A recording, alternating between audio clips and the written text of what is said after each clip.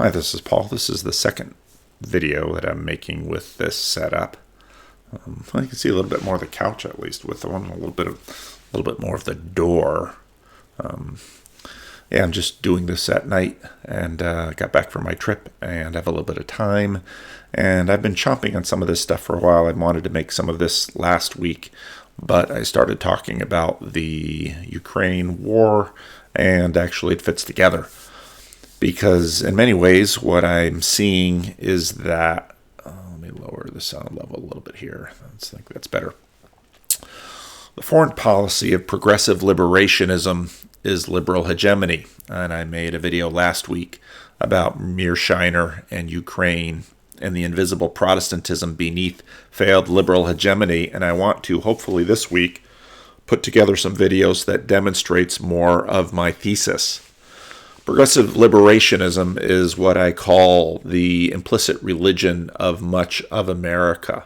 And these religious ideas or groups aren't necessarily distinct. There's a lot of code sharing between different aspects of religion, because this is sort of an implicit religion and not a formal religion. People participate in it at one level or another, unaware. There's a lot of Christianity in this religion, and I think it's the religion of the blob, as Mearsheimer called it, from an Obama administration person, and the Blue Church. It is the successor religion of the Protestant establishment. I talked about that a little bit in my conversation with James Wellman and Tripp, and I want to continue to pursue that this week. I'm going to use some stuff from Aaron Renn, some stuff from George Marsden. And it grows out of Christianity, conveying some of its values and its DNA. No, of course. Okay, let's get this to work. It was very much founded in Enlightenment ideals, and you can see that in the Declaration of Independence, the ideas of John Locke, the classicists that were the American founding fathers, many of them deists, significantly employing the ideas of especially the English Enlightenment. Now, it grew a confident militarism in the American Civil War, and I'm going to talk about that, hopefully, if this little setup works properly in this podcast from The Rest is History. And it established social engineering in the progressive era. I'm not going to get too far into that one in this, but if you follow the historical timeline, you can see how these things develop. And it grew its foreign policy during 2 world wars. Now, the further it gets beyond its Christian roots, the more unstable it gets in terms of its ability to cohere a group of people. And I think this is part of what we see in wokeism. Now, it remains the dominant system of the West and continues to interact with other rival systems, some of them Christian and some of them non-Christian. And I think part of the reason, the second video I made in Ukraine, showing how, in many respects, Putin. Now, on my flight home, I listened to the Unbelievable podcast that also had a podcast on Putin's religion. I might bring some of that in at some point. But in this video, I'm mostly going to deal with a podcast that I wanted to deal with before from The Rest is History. Let's see how this works. For Europeans like us and Britons like us, Tom, the religiosity of American political rhetoric is fascinating because it's so unusual in a sort of 21st century European context. And we've, of course, lived through a succession of United States wars, most famously the War on Terror, which George W. Bush accidentally, in an apparent slip of the tongue, described as a crusade. And the subject of, people have attacked the Americans as crusaders. And we had, some months ago on this podcast, Professor Andrew Preston from Cambridge, who came on and talked brilliantly about Vietnam. And when I knew him years ago, he was embarked on this massive research project that basically took him to every tiny, theological seminary in Midwest of the United States about the interface between religion and war in American history. And his book's called The Sword of the Spirit, Shield of Faith. So he's a top historian of American religion and foreign policy. But interestingly, he's also a top Canadian. So he's kind of got a slight... Midway, yes, between Britain and America. So he's the perfect person. Yeah, more Canadians.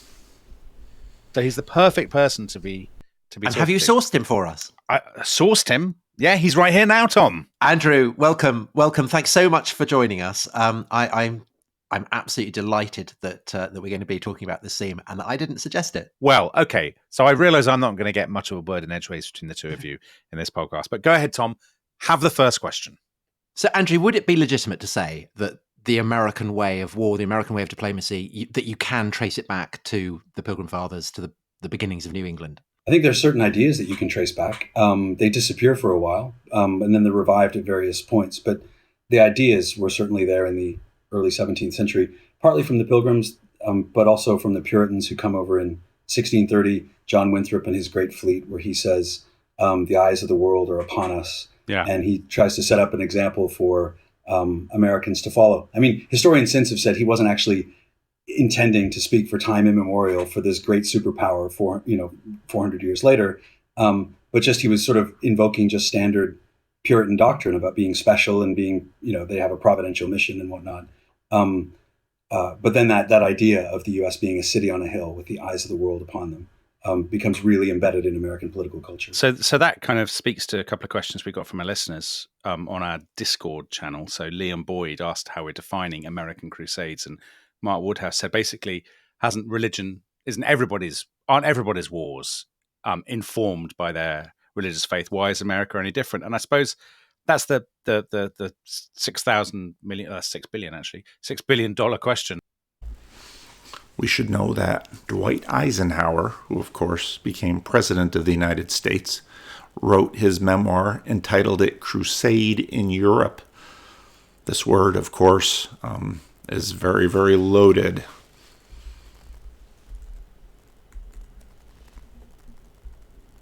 Andrew, is America different? Are its wars, and if so, is that because of that Puritan heritage? Well, listen, for your listeners, I mean, I don't write the publicity that you guys come up with ahead of time, so I'm not claiming that the U.S. is completely unique. I don't know what you. He's lying. He does write the publicity. But no, I certainly wouldn't claim that Americans are absolutely unique in this, and that nobody else has been informed by religion or their ways of waging war, the reasons for waging war. I certainly wouldn't do it on a podcast with one of the hosts here who's written a lot on that in other societies and other periods of time. I think in the modern period, the United States has been maybe not unique, but has been unusual for great powers in the consistency in which religion has been a factor in shaping why Americans wage war, how they conduct their diplomacy, how they behave themselves in the world. But no, I mean, Americans are unique in having a religious impulse. Following on from this idea of the Pilgrims and then other settlers coming to the New World, obviously there's a kind of scriptural idea there, modelling it on Joshua leading the children of Israel into the Promised Land, and notoriously Joshua's conquest of the Promised Land involves quite a lot of slaughter, and so right from the beginning you have this kind of ambivalence. Are the Puritan, are the Puritans, the other settlers there to bring the word of God to the natives, or are the natives the enemy to be got rid of? And that is a kind of tension that informs the whole push westwards, isn't it? I mean, it becomes secularized to a degree, but there is a kind of ambivalence there. Oh, without question. Absolutely. The ambivalence, tension is a better word even than ambivalence. The New World, what are the states that are now Connecticut and Massachusetts and whatnot, were a New Jerusalem for these people. And they weren't necessarily settling those lands in order to conquest. And in order to exterminate people who were already living there. But the ideas that they brought forth with them, combined with, remember, religion isn't exclusively influential. It's not the only thing that's motivating these people. You also have, the desire for land and to settle it and to expand and to populate and that sort of thing.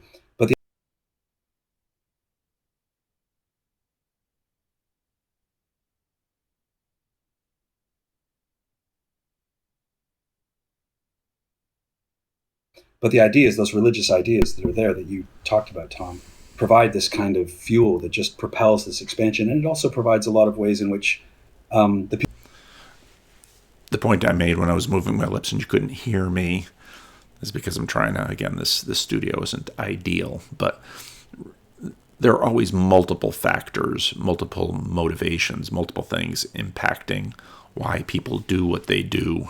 People who become Americans, it's, they're colonists at the time, but the people who become Americans, how they can justify that expansion. At the same time, though, and this gets back to a question that Dom asked from one of your listeners about how are we defining American crusades, it's not just about expansion. It's not just about conquest. It's not just about war and the aggressiveness that religion can justify and can provide that ideological fuel for. It's also critiques of war. It's Christian pacifism. Yeah. It's a desire to help others. It's a desire to convert others, not just for your benefit, but hopefully for their benefit. And there's a real tension. And this is key here, because even though there's a militarism that arises out of this, it's interesting how different pacifist groups, in a sense, stand a bit outside the militarism, but yet at some level participate in it. And this gets well wedded into this always reluctant use of violence and militarism in American culture. So it's interesting how all of these strands sort of participate in it. There too, with the religious ideas and religious practice, but then those two ideas are also very much in tension between the kind of desire to expand and be aggressive, and you have these religious justifications for doing that, but then also the pacifistic ideas, and they're constantly in tension. And so, why I would call it American Crusades, Dom, you asked earlier, is that whether it's for peace or whether it's for war, there's this crusading mentality behind it almost always. And that's where I see the religious influences being entirely over the longue durée in American history. So if we can dig into that early moment for a second. So we're in the sort of 17th century, Puritans arriving from, largely from England and from heavily Puritan areas of England. Like Cambridge. And Eastern England. I mean, look at all those names in New England, right? How is that different? And how is the crusading impulse different from, let's say, the Spanish who arrive in Mexico or in Peru or something? I mean, obviously Now, this is key because, as I mentioned before, there are multiple Christian empires competing with one another, and especially over history. Obviously, the Romans, now, as I mentioned in the video on Ukraine, you have Rome, you have Constantinople, and in many respects, Putin believes that they are the third Rome. America sort of takes on the cloak of Rome, which I don't remember if it's not in this podcast, it's in the more recent ones on Rome. And so, but when you've got, let's say, the Spanish Empire, there is a Christian Roman Catholic empire. The French, obviously, after Henry VIII, England goes its own way. So we really have multiple competing different Christian civilizations.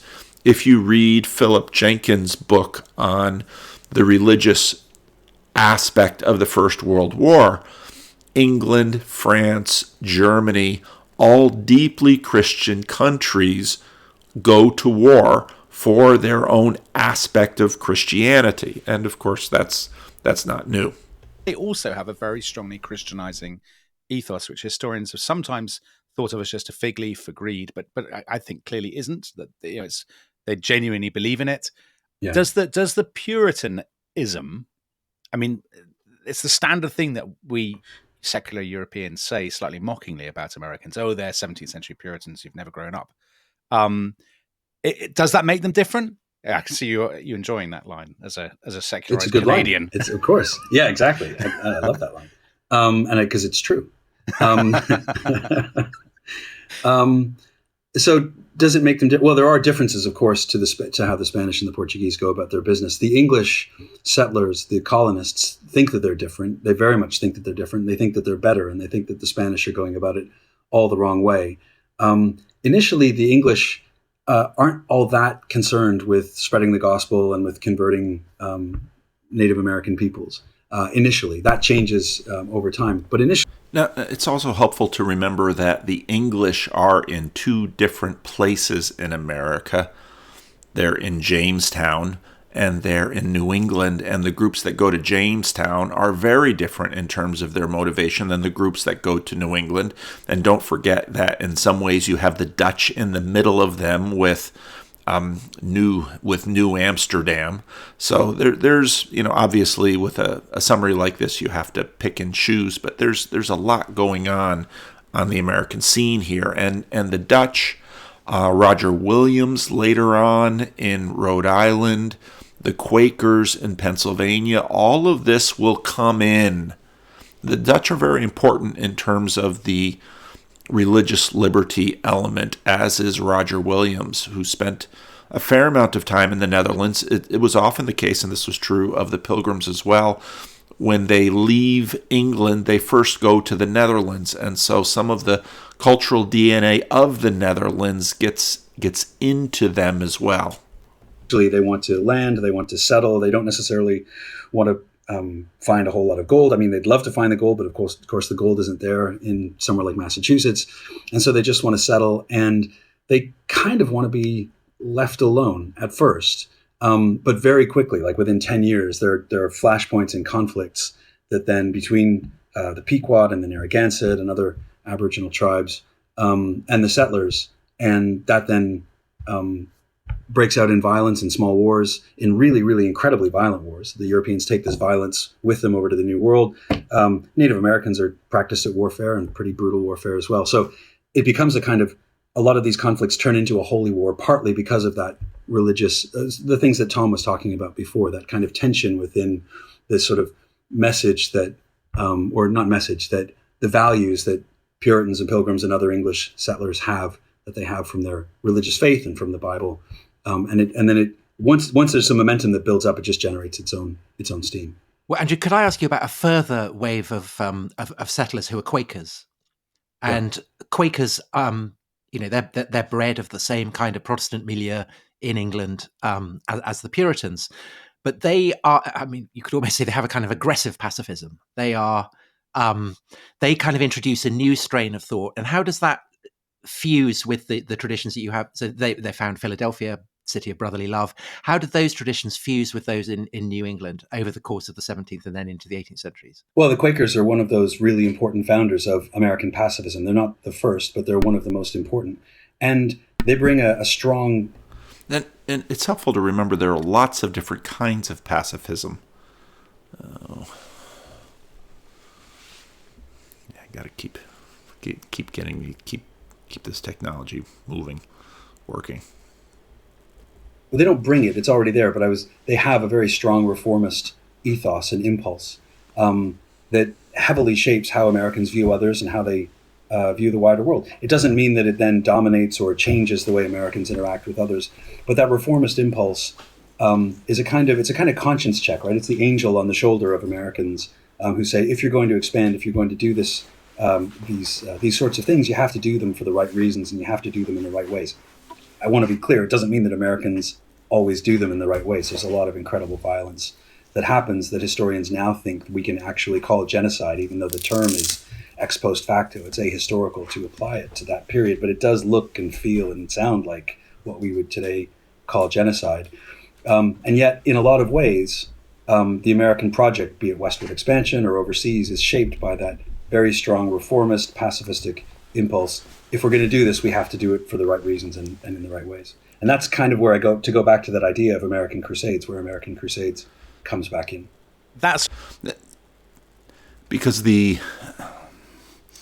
all of the aspects are seen as are unfolded as obviously part of their religious devotion. You have treatment of the Native Americans in New England.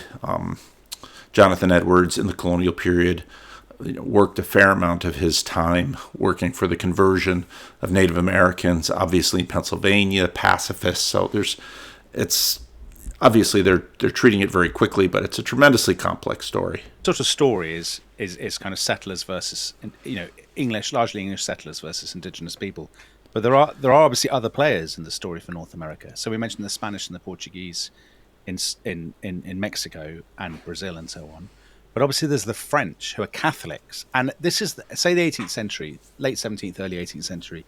It's the point at which Britain and Britishness have been created, and there's an idea in Britain of Britain as a sort of Protestant redoubt leading the charge against Catholic France.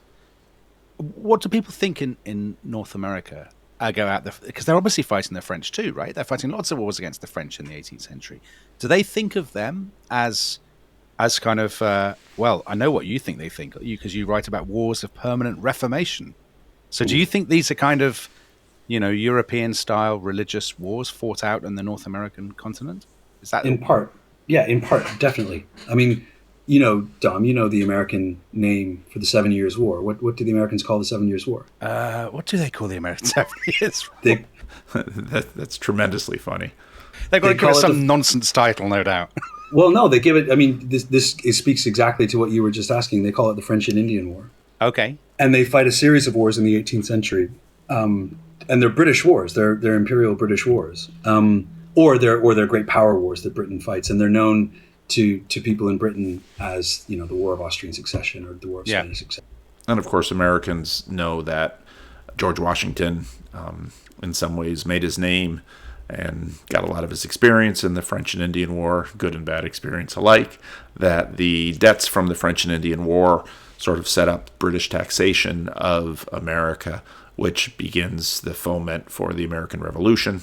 The 7 Years' War, something like that. And they're known by different names in the colonies. And the name for the 7 Years' War, the French and Indian War, says it all, because a lot of these wars are about fighting the Papists and their Indian allies, and sort of getting rid of that influence and continuing to spread this kind of English influence, or it's not English influence, it's English settlement. Because and it's helpful to remember again that the British and the Protestant British saw themselves very much in competition with the French Catholics. They did not want to see Native Americans in their minds falling prey to the French Catholics and becoming Roman Catholic. And so, there's always this religious layer and the competition between these rival versions of Christianity. And again, I think, whatever, it was funny on the Unbelievable podcast, they were talking about the de-Putinization of orthodoxy. And I thought I can imagine a lot of American evangelicals wanting the de-Trumpization of American evangelicalism. So, I mean, these conversations are very live. That's civilization, and you're sort of pushing civilization. And then when you get to the 19th century, those ideas become fused in a very, very powerful ideology that's partly religious, not entirely, but partly religious, called Manifest Destiny. Yeah. And Manifest Destiny then is a name for a process that had already been happening, but that Americans, it's their manifest destiny to expand their territory, and as they expand their territory, they expand their civilization. Because it is civilization, it's civilization moving into barbarism and sort of pushing out barbarism. And you can see, this is obviously before we get to what we would look at Mearsheimer's liberal hegemony, but you can see the roots of it in there. And if you just slow down and think about those two words, manifest, destiny, manifest, it's the obvious destiny of the American colonies to, Frederick Jackson Turner, the frontier thesis, to move across and fill up America and go from sea to shining sea.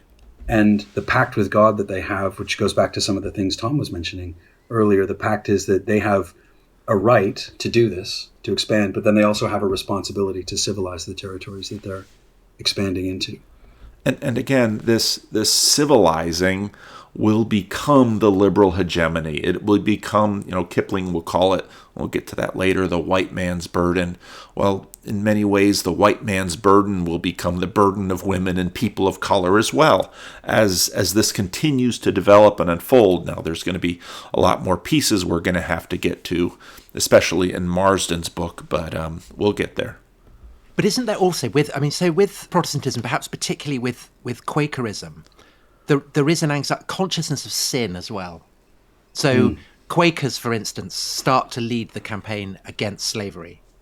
And there is a sense that you have throughout, I suppose it's a kind of, a universal Christian anxiety, that greatness in itself is problematic, that everything that it takes to rule, to be powerful, to settle, to dominate others, in a way, if you're a devout Christian, can be can be an issue. The first shall be last, the last shall be first.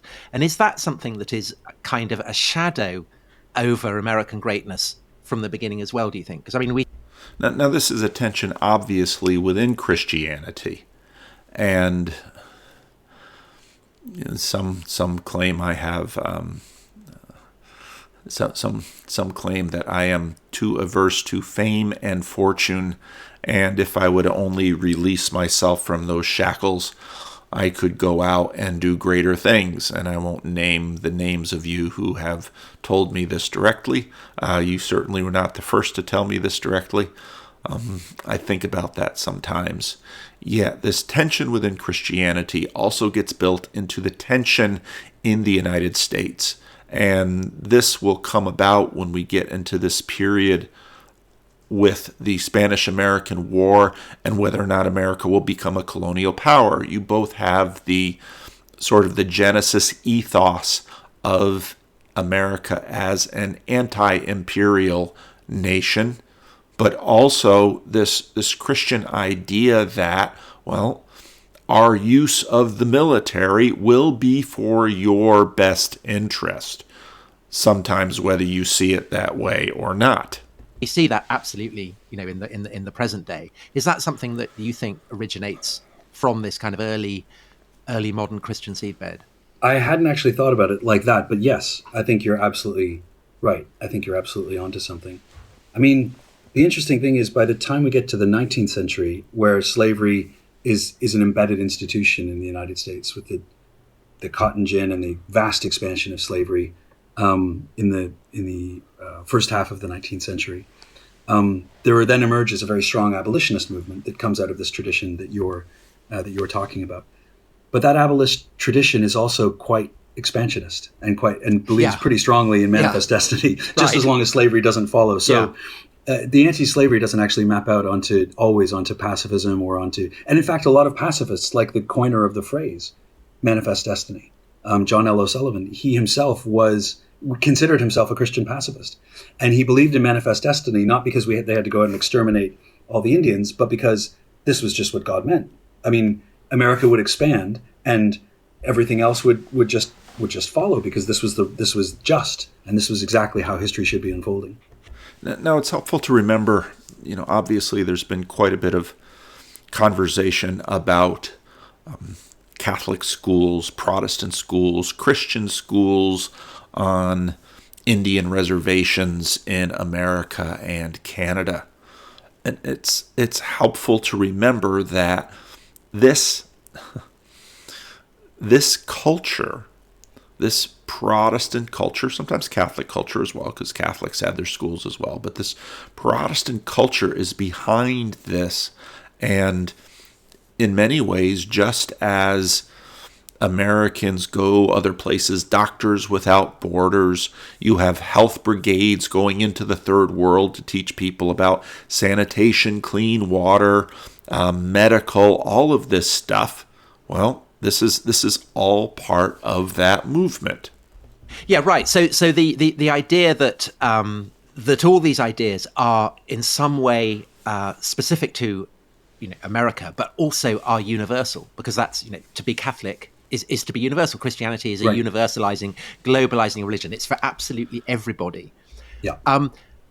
Famously, when the American settlers come to rebel against their divinely anointed liege lord, King George III, and commit the fatal sin of rebellion, they cast this rebellion as something that is defense of universal rights, a universal understanding of what humanity is.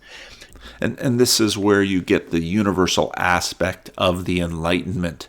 And you see that behind, let's say, the celebrity atheists of the late 90s and early aughts. This is something we must get rid of religion. So there's that universal proselytizing motivation behind atheism? Well, it comes from the same wellspring here. Lost my mouse. Come on. Does this commitment of the Founding Fathers to kind of universal Enlightenment values, is that an expression of something that in its marrow is of kind of an expression of Christian universalism? You've asked that question in such a loaded way that you can only possibly answer yes. Well, if I say no, is the whole program going to stop? Yeah. And I'm going to be. Thanks for listening. But also, is it not also a response to the fact that actually there are multiple different variants of Christianity in America? So not just kind of Protestant subsects, but there are Catholics settled in Maryland or whatever as well. So That's that if right, you can that's kind of bury all these Christian differences and kind of rebrand them as a kind of universal package that somehow transcends Christian identity, then you can launch a revolutionary war. I mean, to your question, the answer is yes, and it's both. And something that was very prevalent from the founders onwards is that both Christianity, even though a lot of them weren't conventionally Christian, and what we would later call American. Now, again, it's helpful to notice that the deism that many of the founding fathers were, and a while ago I made a video on the faiths of the founding fathers. The deism has elements of this in it, this universalizing aspect of Christianity. Early on, different people groups had their gods, and these are the gods of the Babylonians, these are the gods of the Hebrews, and people might bind themselves to the gods of another nation. But this universalizing aspect of Christianity goes out into its various different iterations, including in the Enlightenment. And so it's even in the deists. Now, they're not trying to, let's say, build new churches or make converts per se, but with their science, which is also a universalizing religion, again, as you can see in the New Atheists, the same motivation is inherent. Americanism were both considered to be, they were assumed to be universal values. And so for a long time, this Christian identity that is inherently, even if people weren't necessarily crusading Christians themselves, like a lot of the founders, this desire to spread civilization, to spread the blessings of civilization, which is inherent in Christianity, that's behind Christian conversionism, is also very much at the heart of what it means to be an American, and very much what it means to be at the heart of what it means to be an American in the world. And again, you can see this in Mearsheimer's liberal hegemony. Hegemony. It's getting late. Just a question about the American Revolution. So, the Revolutionary War, as they call it, the War of Independence. So in that war, I mean, you wrote in your book, religion was central to the outbreak and course of the Revolutionary War. I can see you've got your eyes closed as you're desperately trying to recall your own book. That's great to see. That's very gratifying. It trips us all up. So do they see that? Do you think the late 18th century Americans saw that war in a similar way to the way in which their 17th century English predecessors had seen the Civil War in England? So sort of, they had famously seen Charles Stuart as the man of blood, and they thought they were appointed by Providence, and they were fighting to preserve, the true Protestant faith and all this sort of thing. The papists are at the gates and stuff. Is there a bit of an element of that with the American War of Independence as well, do you think? That there's a sort of threat of absolutist tyranny and popery and stuff? Is that looming somewhere at the back of their imagination?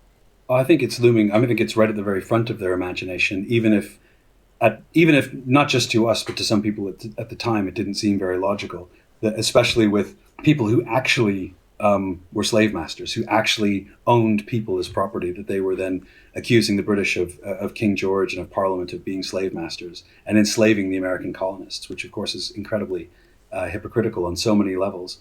No, they absolutely believed it, but not everyone believed it. And so it's sort of one strand of that very dichotomous view of way of looking at the world. And also if you're going to launch a kind of crusade or a war, you would have to do something for the very best of causes and for the very, very best of reasons. And then that often led people to exaggerate the sort of ideological reasons for why they were doing it. And religion helped. Now, in the Revolution, it's not as prevalent as it was, say, in the English Civil War, because a lot of the founders weren't conventionally religious. So they didn't use religion in the same way that, say, Oliver Cromwell would have used it in the 17th century, but it's certainly there. So let's take a quick break here, and when we come back, let's get into the American Civil War.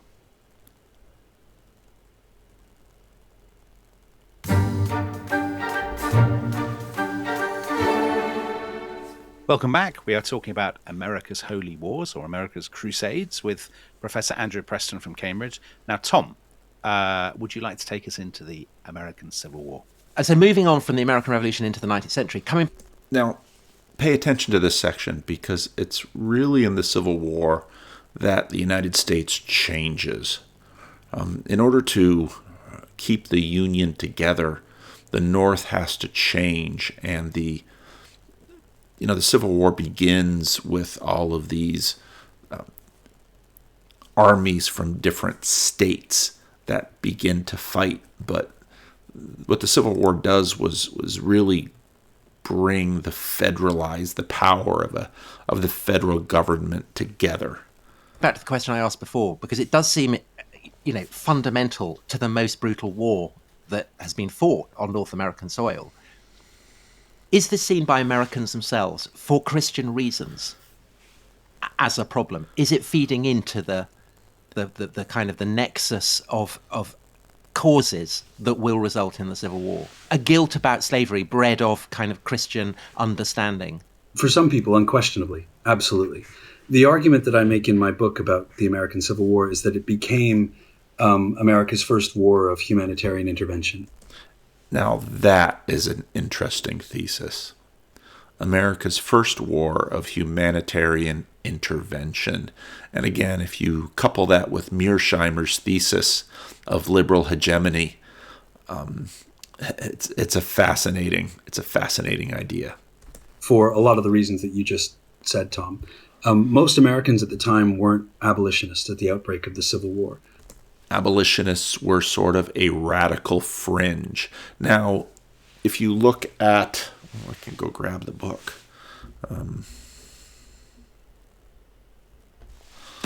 Uncle Tom's Cabin was hugely instrumental in the development of the Civil War. Now, these themes will continue to recur, and they're being played out right now. American news outlets will give us a continual diet of crying women and children, of people suffering. Now, again,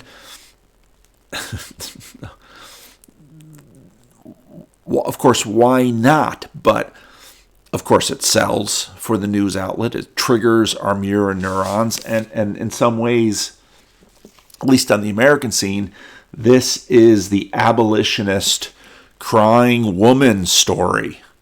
And it's, this book, this story turned a nation and energized the abolitionist movement. But again, the war doesn't start that way. Most white Northerners were anti-slavery, but not for moral reasons, not because it was a sin, but because of how it was corrupting the American Republic and how it was preventing America from becoming this expansive capitalist power.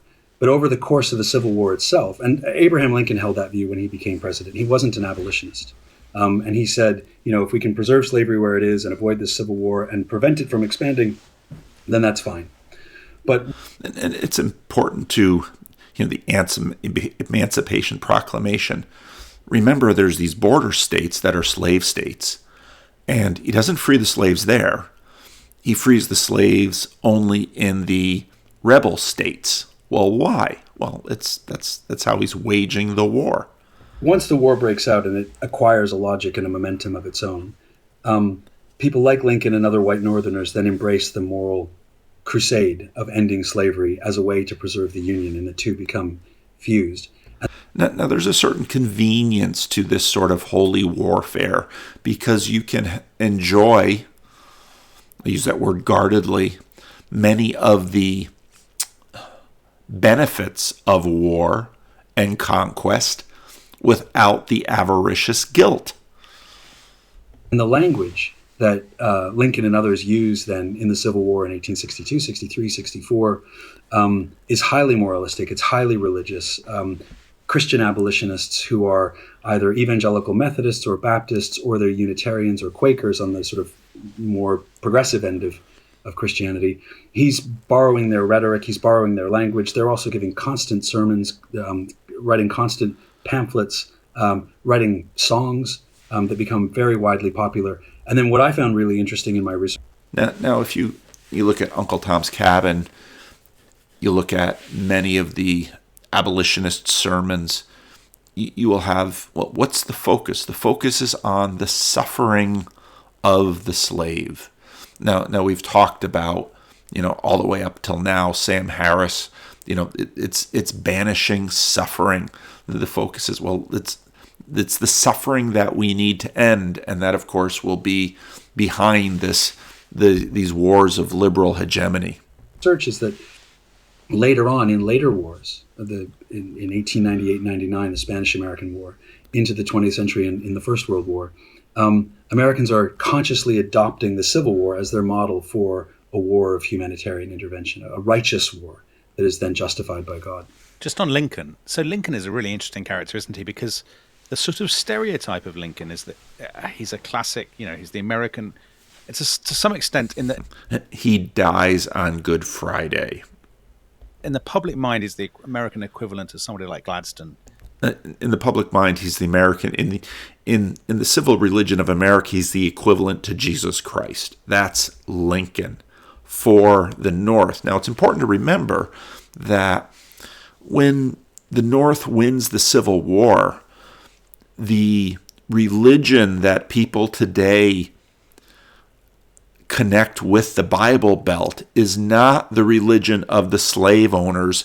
It's the transplanted Christianity of the North moved into the South, and the religion of the North will continue on its evolutionary process. And many of the mainline churches that we will talk about tend to be these northern churches, the Northern Baptists, for example, and the PCUSA will be the Northern Presbyterians, and the PCA eventually that breaks out will be Southern Presbyterians. And so this difference between North and South will continue. He represents the very best, the most high-minded, reformist kind of impulses. But the difference is that somebody like Gladstone in Britain is very obviously a kind of a stern Protestant. Lincoln's parents, I think, his parents were Baptists, weren't they? They were Calvinists. But he's not. Lincoln's not himself. The claiming Lincoln for your religion or lack of religion is a serious sport. Regularly, people are trying to. You think people are excited to have Jordan Peterson in their Christian tribe. Try Abraham Lincoln. Conventionally religious, right? Isn't he a deist? Not at all. Not even. Yeah. Well, he has a number of different influences on him, and he believes a number of different things, and you can't pin him down. Like a lot of American presidents, like Thomas Jefferson, like Ronald Reagan, and a lot of people in between. And Dwight Eisenhower as well. American presidents are often, not always, you have some of your very devout presidents like Jimmy Carter, but presidents are often able to, Donald Trump, often able to sort of throw around them a religious cloak for political expedience. Eisenhower did that. Many presidents have, and Lincoln in some ways did it the best. Very difficult to pin down exactly what his faith was, and he didn't show a lot of religious. There was little evidence of his religious values or religious beliefs until he became president. There's not a lot of religious rhetoric in his speeches and whatnot. But during the Civil War, religion and religious rhetoric and imagery and quotations from Scripture become a big part of Lincoln's speeches. They become a big part of how he portrays the war to the American people. And again, you can see this in many, many presidents.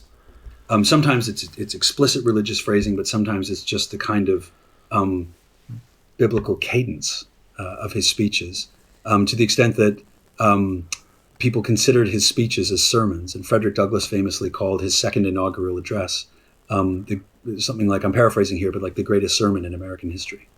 But Andrew, doesn't that reflect the fact that America is so saturated in Christian practice, Christian assumptions, that in a way it doesn't matter whether you are you're a church-going, Bible-reading Christian, you're still going to reflect Tom Holland's thesis. That's sort of makes it almost impossible to define Christian because it's everywhere.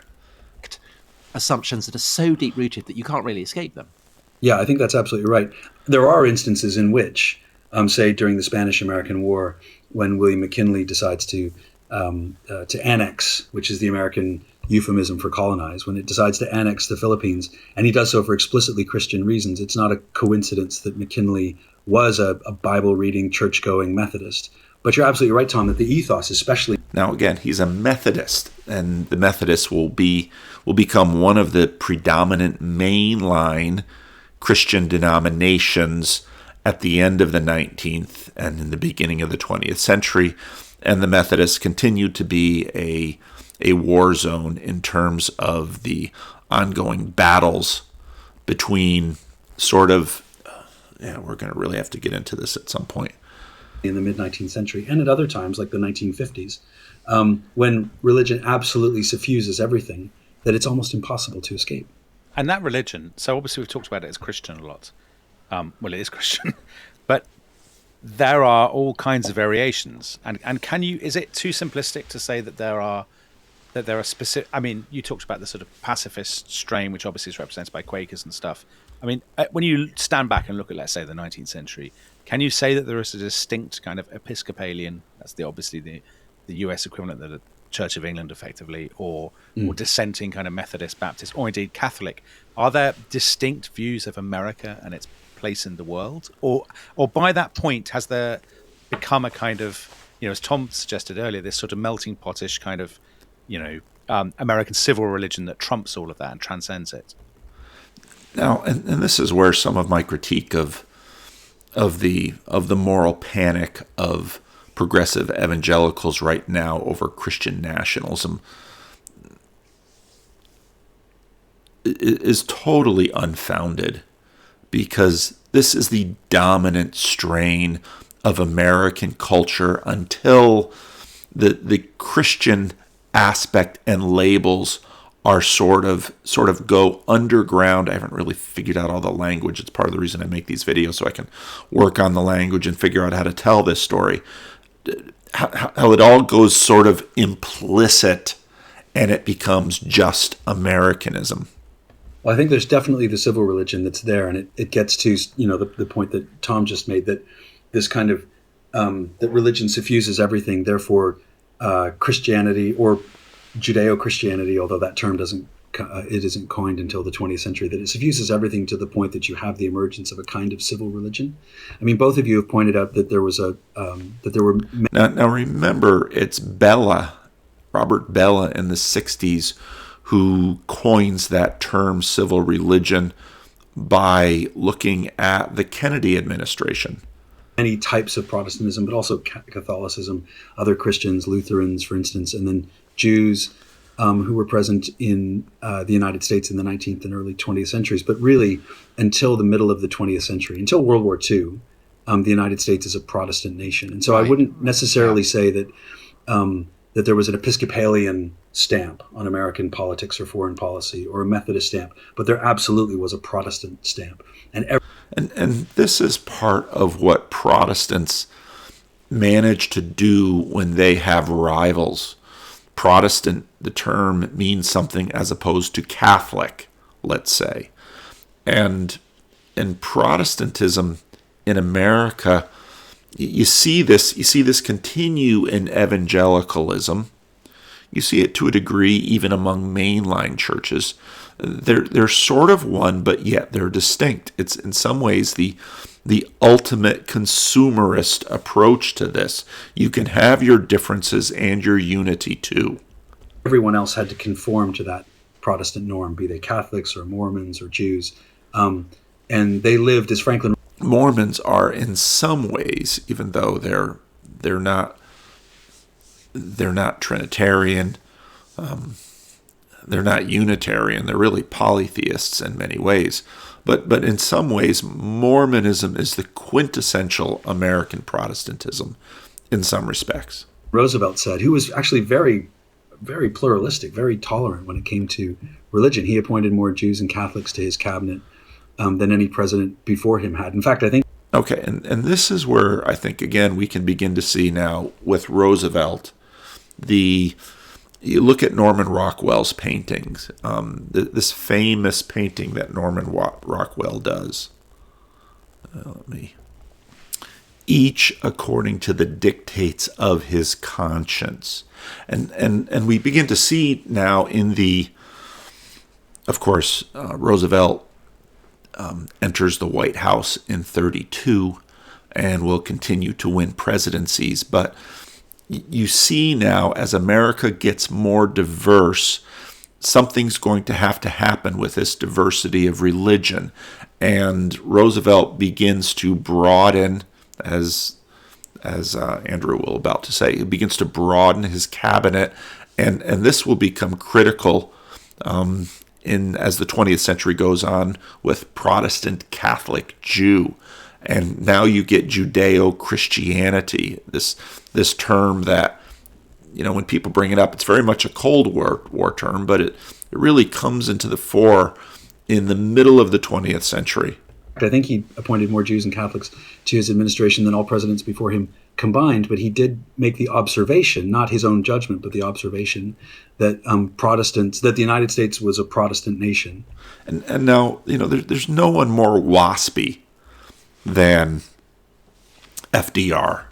And this is where we begin to see that Christianity as such, Protestantism as such, gets sublimated, so that this new religion without a sectarian label can manifest itself, and it can become the religion of a plurality of men and women, black and white, and then not just black and white, because of course that is the polarity that comes out of the Civil War, out of the Civil Rights Movement. And I think a big part of what we've seen in America in this third wave of anti-racism, especially with respect to African Americans, is sort of African Americans losing their most favored minority status. The numbers of Hispanics now far surpassing those of African Americans. African American proportion of the population has remained fairly stagnant, and now there are other significant minority groups in the political picture. But this is all part of this same process. And that Jews and Catholics live there at the sufferance of Protestants. It's a remarkable thing to say. Yeah. For him combined, but he did said, who was actually very, very American politics or foreign policy or a Methodist stamp, but there absolutely was a Protestant stamp. And everyone else had to conform to that Protestant norm, be they Catholics or Mormons or Jews. And they lived, as Franklin Roosevelt said, who was actually very, very pluralistic, very tolerant when it came to religion. He appointed more Jews and Catholics to his cabinet than any president before him had. In fact, I think he appointed more Jews and Catholics to his administration than all presidents before him combined, but he did make the observation, not his own judgment, but the observation that that the United States was a Protestant nation, and that Jews and Catholics lived there at the sufferance of Protestants. It's a remarkable thing to say. Yeah. And also America's wars overseas. So I guess the annexation, war against Mexico in the 1840s, and then of course the annexation of the Philippines and the war against Spain and Cuba and so on. These are all Catholic powers that they're targeting. Exactly. I mean, is that a coincidence, or is that a motivator? It's not a coincidence. I want to be careful in saying it's a motivator, because if you say it's a motivator, you're implying that those wars would not have happened without the religious angle, which I don't think is true. I mean, the war against Mexico was clearly one great big land grab. The war over Cuba was not a land grab, and neither was initially the war over the Philippines. But it becomes that when the U.S. decides to colonize it. So religion isn't making these wars happen, but it's shaping how they're fought. It's driving some of the reasons why they're waged, and those are very Protestant ideas. And I'll give you an example from the Philippines. When the United States fought the Spanish-American War, the initial cause was Cuba, and it was over all those awful things that the Spanish were doing to the Cubans, and the Cubans were fighting for Cuba Libre, for their own independence, and that was not. Now there's a really fun documentary. You can find it on Netflix. It was from PBS on the Spanish-American War. I miss my little buttons that I turn on, stop and start the recording. Now, what you'll see in this documentary, and the rest of this history is going to go into this too, but just notice again the themes that come up, and we've got to save Cuba. And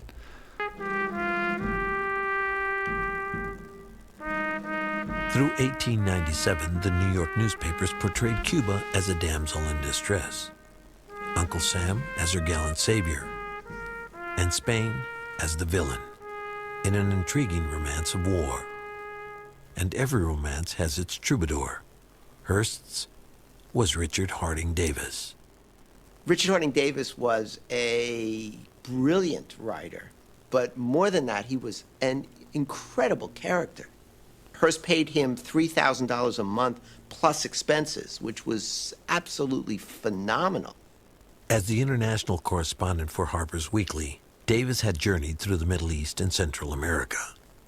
For the New York Journal, Davis cabled back stories from Cuba that flared his readers' imaginations. One story described the young Adolfo Rodriguez, sentenced to die for joining the Cuban rebellion. The officer of the firing squad whipped up his sword. The men leveled their rifles. The sword dropped, and the men fired. The Cuban sank on his side without a struggle or sound and did not move again.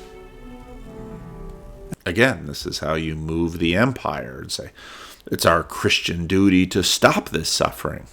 At that moment, the sun shot up suddenly from behind them, and the whole world seemed to wake to welcome the day. But the figure of the young Cuban was asleep in the wet grass, his arms still tightly bound behind him, and the blood from his breast sinking into the soil that he had tried to free.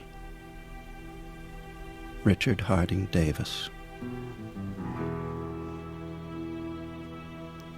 President McKinley read a dozen newspapers a day. Like millions of Americans, he was touched by Hearst's portrayal of Evangelina Cisneros, a convent-educated Cuban teenager imprisoned by the Spanish in Havana. Hearst set up an international campaign to get prominent women all over the world to send telegrams to Spain demanding the release of Ms. Cisneros. Julia Ward Howe, the author of the Battle Hymn of the Republic, wrote an impassioned letter to the Pope.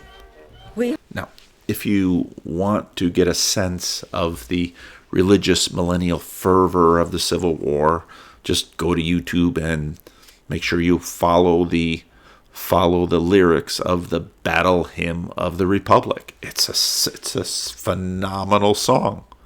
I implore you, Holy Father, to induce the Spanish government to abstain from this act of military vengeance. President McKinley's mother added her name to the cause. All this continued to sell newspapers, but it didn't affect Cisneros' release. She continued to languish in this Cuban prison. They arranged an escape attempt. This was done by William Randolph Hearst, who got a hunk of a man named Carl Decker to arrange this escape. And he rented the house next door and put a plank across to the window of the prison where she was and walked across and broke in that way and rescued her.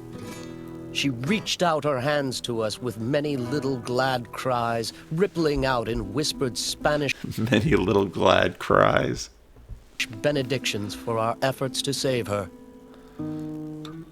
They brought her out of Cuba, sailed her triumphantly into New York Harbor, and Hearst arranged one of the most triumphant series of events She was feted at balls at the Waldorf, at dinners at Delmonico, brought to Washington in the company of William Randolph Hearst. I thought over what I would say to the president, that the women and children of Cuba must look to the great United States for protection. Then he came in. My poor speech for Cuba was forgotten, but I looked into the kind face of the president, and what I thought I saw there made me content. Evangelina Cisneros. American men had rescued one Cuban woman, and the question that now faced the nation was, when would the United States free Cuba?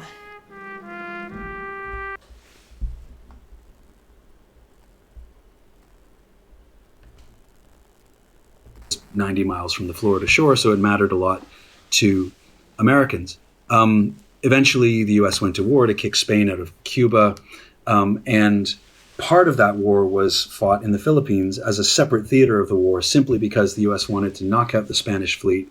And so a U.S. fleet that was stationed in Hong Kong sailed from Hong Kong to Manila, sank the Spanish fleet, so it couldn't then sail all the way around the world to participate in the main theater of fighting, which was Cuba. But in knocking out the Spanish fleet in the Philippines, the United States was now the sovereign power, as it were, in the Philippines. And so McKinley was faced with this question, what to do with the Philippines. Do you give them independence? Well, he said, no, of course not, because they're completely unready for independence, self-government. And here's where you have this system that, well, the great colonial powers of Europe are creating this system. And if you can't figure into this system, well, you're going to have to be under somebody. Government, they're not educated, they're not ready for it, which of course had incredibly racist overtones and racist implications and motivations. But he wasn't prepared at all to give the Filipinos their independence, even though they too had been fighting for it, just like the Cubans. He said, do we give it over to another imperial power? And he said, no, that would be stupid. We can't do that. We can't just hand it to, we've taken it from Spain. We're not going to hand it to the British or the French. And so it was an incredibly difficult decision. The Germans would have loved to have had it. Extremely polarizing politically.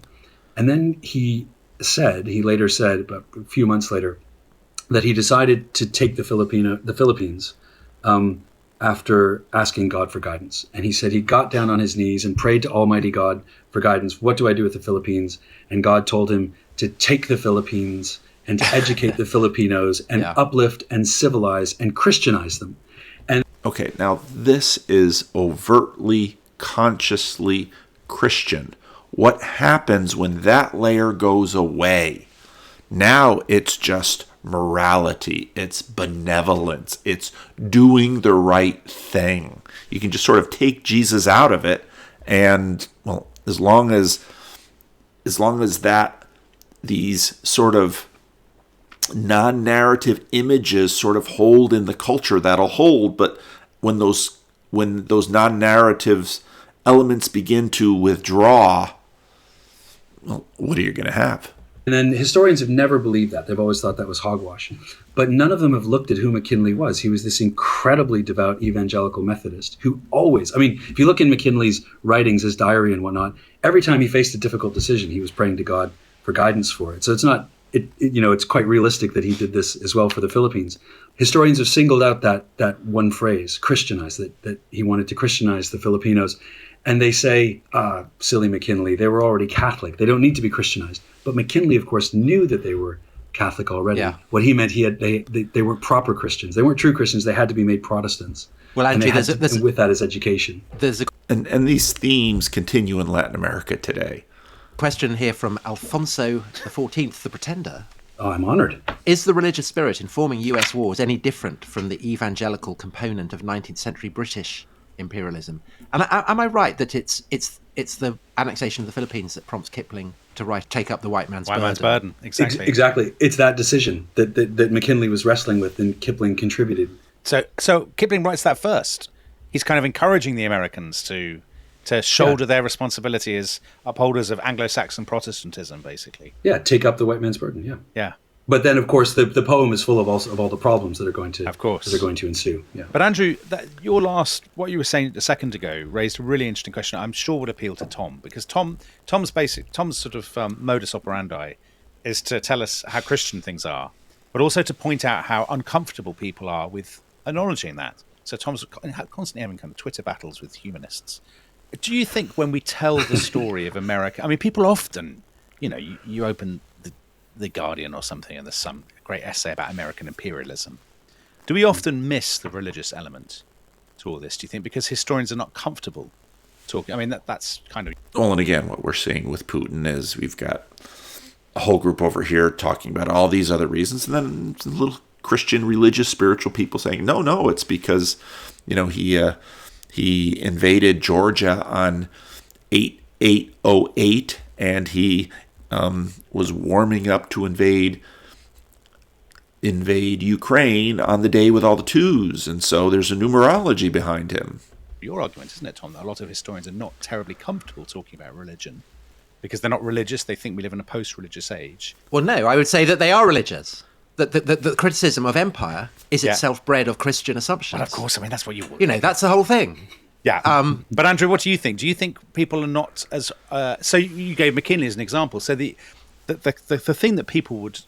The assumption that people would jump to is that McKinley talking to God is merely a fig leaf for... he wants markets. He's a cruel imperialist. But you don't. Right. But you don't think that at all, right? Well, I think I just think that it's easy to sort of write religion out of that story and just to assume that it's for material interests, that they're just looking for the China market, or they're just looking for strategic advantage against imperial rivals. But there's much more to it than that, because just the search for markets, just geopolitics, just sort of trying to find coaling stations for your navy as you go across the Pacific to get to a place like China. All of those material interests don't really explain how the U.S. decided to annex the Philippines and what they tried to do when they were there, and in changing Filipino society and in imposing certain values and spreading certain values. So, like I said before, putting religion back into that story, because it was always part of the story, and I think just it's a basic historian's duty to sort of examine history on its own terms and not on our terms. But just by putting religion back into that story, it's more historically accurate. Well, I don't want to use the word accurate, but it's more historically representative of what actually happened. But then it helps us really uncover their motives of why they did what they did and how they did what they did. Yeah. It doesn't change. If you take religion out, yes, the U.S. still fights the Spanish-American War. Yes, it probably still annexes the Philippines. But it does so in extremely different ways with different consequences. And I think it's really the historian's duty to acknowledge that and to get to it. Just to go back to Alfonso XIV's question, I love saying that. The parallels between British and American. All right, I think that's probably used enough of their video or their podcast. A little bit more from the crucible of history. Again, just watch the parallelisms in terms of what we're seeing today and 100 years ago in the Spanish-American War, over 100 years ago. The revolution began anew in 1895 under the visionary leadership of José Martí. A Cuban poet and journalist living in New York, Martí visited Cuban communities. Pay attention to how many revolutionaries are educated in the West. Ho Chi Minh, for example, and his education across the United States to promote and just look at some of the parallels between the Spanish-American War and the Vietnam War. Raise funds for Cuban independence. His ideas reshaped Cuba Libre. Martí realizes that the weakness of the previous attempt at independence was that Cuba was not united. It was divided by class, it was divided by race, and so he decides to mobilize the exiled community and to tell them that the cause of Cuba is one of all Cubans wherever they are. Either the Republic is founded upon the integral character of every one of its sons, or the Republic is not worth one of our mother's tears, or a single drop of our hero's blood. Will we fear the Negro?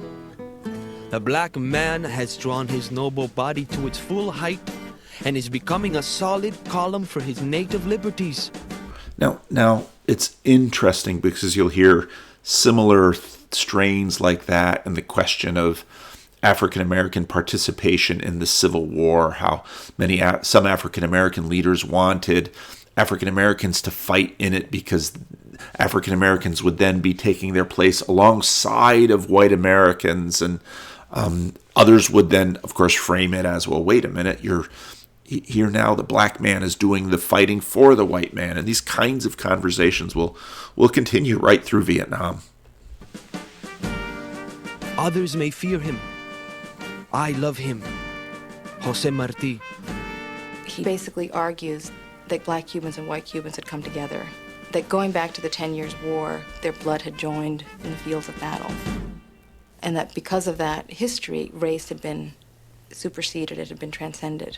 It's, having lived in the Caribbean, race in the Caribbean works differently than race in the United States, but it's a very big issue. It no longer divided Cubans, which for the 1890s, it's a remarkable statement.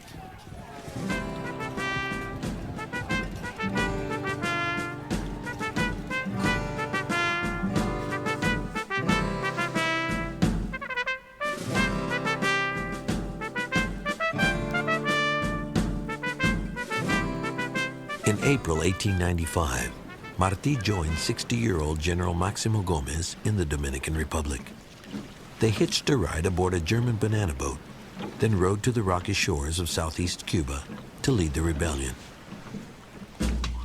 The travelers hacked their way through dense jungle to make contact with insurgent forces. Martí was radiant with pride and satisfaction because he was able to hold his own in all this with 5 rugged men, General Máximo Gómez. A month later, despite warnings from General Gómez, Martí rode ahead of his troops and was killed in his first battle. Cuban insurgents gathered strength from his martyrdom.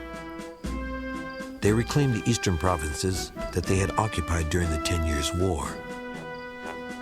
Gómez now knew that the insurrection against Spain would only succeed if taken to Cuba's wealthiest provinces. Gómez pushed westward. His objective, Havana. All plantations shall be totally destroyed, their cane and outbuildings burned. Laborers who shall aid the sugar factory shall be considered traitors to their country and shall be shot. Okay, these are the revolutionaries burning the cane and the cane factories of the colonial Spanish. Well, how is Spain going to respond? General Máximo Gómez.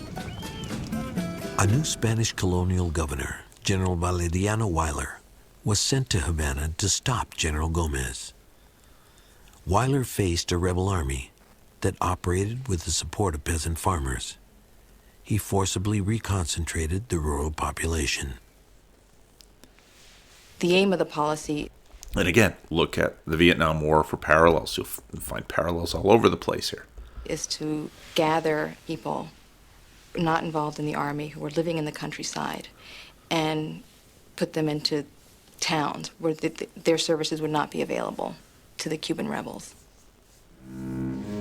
A lot of people go... Well, we'll see what if the Russians manage to conquer and turn their army into an occupying force over Ukraine. We'll see what they have to do to try to stop Ukrainian insurgents if this war gets to that point. Go into these towns, and the towns are notoriously like concentration camps.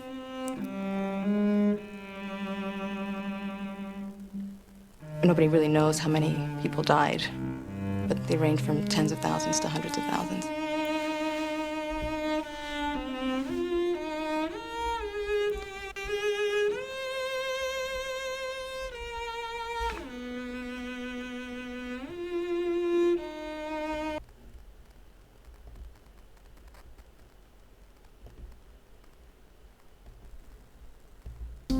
Hemisphere. Weyler is a fiendish despot, a brute, a devastator of haciendas, pitiless, cold. Notice you've got to villainize, you've got to create a narrative, you've got to flesh this out. An exterminator of men. There is nothing to prevent his carnal brain from inventing torture and infamies of bloody debauchery. The New York Journal, February 1896. The journal's new editor was William Randolph Hearst, the 33-year-old son of a successful California gold miner. Hearst had purchased the failing journal in 1895. He quickly made it the most influential newspaper in New York. Everyone expected he would just be another rich man's son. He was a rich man's son. He was also one of the most brilliant newspaper men this country has ever seen. I think Hearst truly, truly believed that he could establish himself as a power not only in New York and in journalistic circles, but maybe nationally, if he could play the Cuba story the way he wanted to play it. I think Hearst took up the Cuban independence movement as a jingoistic way to bring America together. We were a nation in that period that was at each other's throats. North was still angry at South. Populist farmers didn't like East Coast bankers. We had economic depression, which created a panic. And Hearst saw that the way to pull everybody together was with some war. You go to war, it pulls the country together, and it gets everybody fascinated, and we all glued. And yeah. So we begin to see all of these threads start to come together. We begin to see how the Civil War begins as, well, there's all these, we can't have these people with their unfair advantages. California becomes a free state, not a slave state, because, who are these Southerners bringing their slaves to help them mine gold? And the process continues. Now, eventually, the Christian layer is going to slip, and all that will remain are sort of the moral impulses, patterns, and traditions. So the next video on this theme will get into the WASPy main line and why that develops, what becomes of it, and then especially in the counterculture in the 60s, how it slips. But of course, not everything slips away. The morality will remain the same. So just getting started with this. Let me know what you think. Leave a comment.